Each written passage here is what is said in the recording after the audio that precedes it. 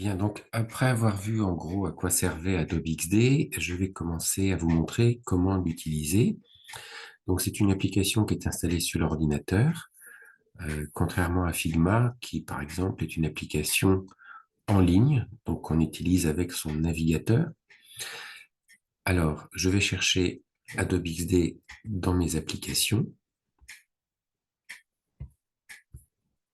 et je le lance.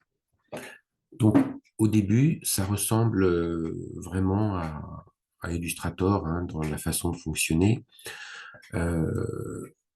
Pour créer un nouveau fichier, on va devoir déterminer la taille des pages que l'on souhaite créer. Et puis après, on pourra modifier ces tailles de pages et même avoir des tailles différentes sans que ça pose aucun problème. Alors, on a des tailles prédéfinies pour les applications mobiles ici, pour des ordinateurs, pour des formats réseaux sociaux ou une taille personnalisée. Donc, je vais commencer par une application.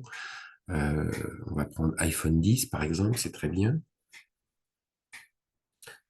Voilà, et donc on a notre espace de travail qui s'affiche. Je vais mettre la fenêtre en plein écran. Voilà. Donc au milieu, j'ai mon bureau de travail, là en gris un peu plus foncé. La première page au format iPhone 10 qui a été créée. À gauche, tout à gauche et en haut, j'ai trois onglets sur lesquels on reviendra plus tard. À gauche, ici, en haut, j'ai mes outils. Donc, il y en a moins que sur Illustrator, mais ça suffit largement. En bas, ici, j'ai des outils pour afficher des ressources. Donc, celle qui est affichée par défaut, c'est l'outil Calque, qui me permet d'afficher dans la deuxième colonne ici, toutes les pages et tous les composants contenus dans les pages, les groupes, etc. Enfin, de retrouver tous mes éléments un par un. Au milieu, donc, mon espace de travail et mes différentes pages que je vais créer. Et à droite, tout en haut, on a le zoom. On a un petit bouton de lecture parce que ça va nous permettre de tester localement l'interactivité de ce qu'on a créé. Et en dessous, ici, j'ai la palette des options et des réglages pour chaque élément que je vais sélectionner. Alors, là, j'ai une page. Elle porte un nom en haut. En cliquant sur ce nom une fois, je peux sélectionner ma page, ou en cliquant aussi sur la page elle-même. En double-cliquant, je peux modifier le nom. Alors, je garde le chiffre parce que ça permet de numéroter les pages automatiquement. Je vais l'appeler Essai. Voilà. Et on voit que cette page, dans mes outils de réglage à droite, je peux remodifier sa taille, sa position, le redimensionnement réactif, on en reparlera. Le défilement, c'est un élément intéressant, mais on en reparlera aussi. Ça permet, vous savez, commencer les pages sur les mobiles ou sur les sites Internet. Elles sont très longues, elles ne tiennent pas dans un écran. Donc, ça permet de jouer là-dessus, sur le défilement, etc. Et puis, j'ai la couleur du fond de ma page aussi que je peux modifier. Voilà. Pour l'affichage, j'ai également des fonctions de zoom. Il y en a certaines avec des raccourcis clavier qui sont bien utiles.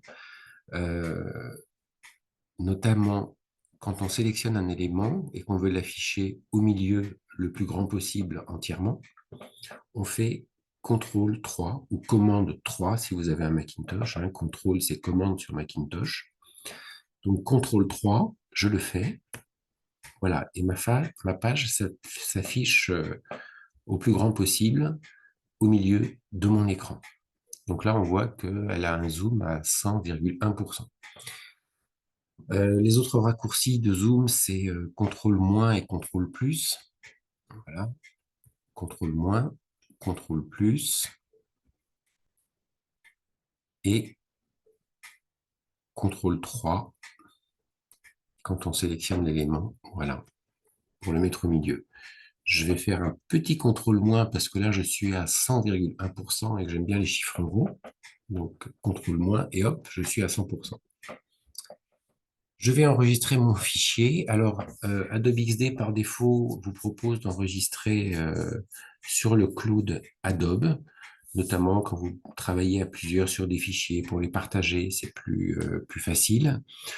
Moi, le plus souvent, comme je travaille seul sur la création, je l'enregistre en local. Et c'est ce que je vais faire ici pour notre essai. Mais ça, il faut aller dans le menu pour le préciser. Enregistrement local. Voilà.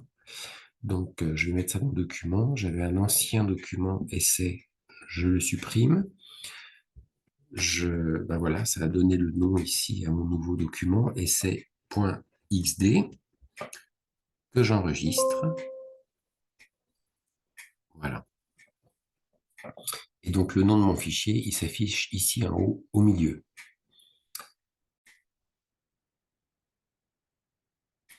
Donc, sur mon document XD, j'ai une page. Bien sûr, je vais probablement avoir besoin de plusieurs pages. Donc, je vais dézoomer un petit peu, voilà. Alors, pour créer d'autres pages, c'est pas compliqué. Il y a plusieurs solutions. Il y en a une que j'utilise pas souvent qui consiste à dessiner sa page avec l'outil qui est ici à gauche, euh, où on peut aussi retrouver nos tailles pré-réglées, hein. Voilà, ici. Mais souvent, on part d'une première taille et on s'y tient, et les pages suivantes, on a besoin qu'elles soient de la même taille. Donc, je reprends l'outil de sélection, je clique sur le nom de la page ici, et cette page, je vais pouvoir la copier-coller ou la dupliquer. Alors, il y a des raccourcis clavier pour ça, CTRL-C, CTRL-V pour copier-coller, ou CTRL-D pour dupliquer. Ça, le résultat est le même, hein. Je vais faire CTRL-D, voilà. Et donc, j'ai une deuxième page qui s'est créée. Vous voyez, le numéro dans le nom s'est modifié tout seul automatiquement.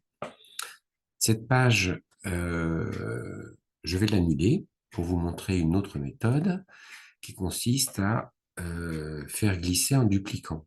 Donc, je sélectionne ma page par le nom, j'appuie sur la touche Alt ou Option sur Macintosh et je fais glisser. Voilà.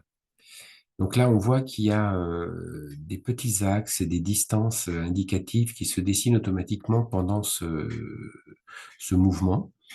Ça, c'est une constante sur Adobe XD. Dès que vous allez toucher des éléments, vous allez avoir les distances et les alignements qui vont être indiqués, et c'est bien pratique. Donc là, j'ai commencé à glisser, je lâche la souris et ma page se dépose à cet endroit-là. Tant qu'elle est sélectionnée, si je fais flèche gauche, je la déplace à gauche, flèche droite, je la déplace à droite d'un pixel. Si j'appuie sur majuscule, flèche droite, je la déplace par 10 pixels. Et flèche gauche avec majuscule aussi, je reviens sur ma gauche par 10 pixels. Pareil en hauteur et en largeur. Oui, en hauteur. Voilà, donc ça, c'était pour le travail des pages. Alors, quand j'ai beaucoup de pages, pour vous montrer le dernier zoom, je vais copier, coller beaucoup de pages. Voilà.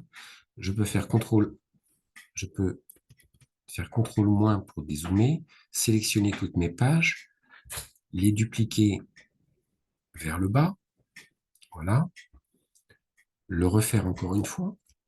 Donc, vous voyez, elles se numérotent toutes automatiquement.